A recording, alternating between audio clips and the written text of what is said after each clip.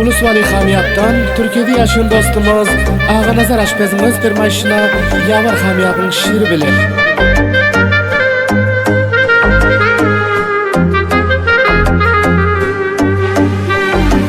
Ketmez gözümün höle, bentden hoşlanın yole, kalbim hesretten dole, musafir men, musafir. Şadlığım gitti dilden, taş düşüp ova ilden, kalamlar İstanbul'dan, musafir men, musafir.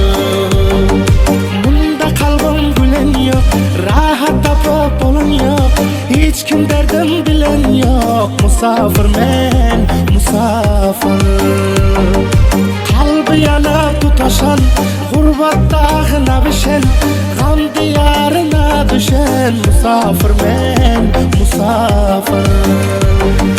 İlinden ayrı düşen, yolundan ayrı düşen, gülünden ayrı düşen, musafir men, musafir. İlinden ayrı düşen, yolundan ayrı düşen, gülünden ayrı düşen, musafir men, musafir.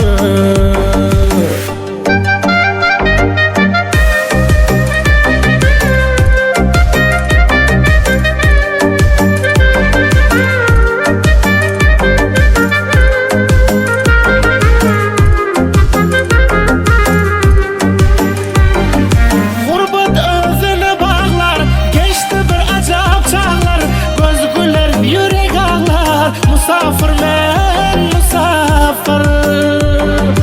Yol bakan intizarım, iki gözü xumarım, munda yoktur kararım, musafir men, musafir. Yavar Hamiyat sen yaz, derdim kemelsin biraz, kaygılar bolan hemraz, musafir men, musafir.